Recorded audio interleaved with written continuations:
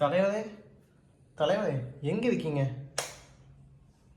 தலைவரே என்ன உட்காந்து தியானம் பண்ணிகிட்டு இருக்கீங்க தனியாக ரூமில்? தலைவரே தலைவரே வாலாட்டுறீங்க, திரும்புங்க. ஆ என்ன என்ன பண்ணிகிட்ருக்க? ஆ என்ன பண்ணிகிட்ருக்க? என்னடா பண்ணுற?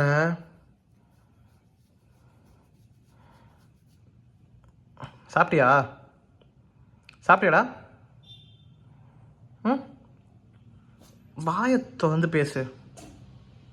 ம், சாப்பிட்டியா?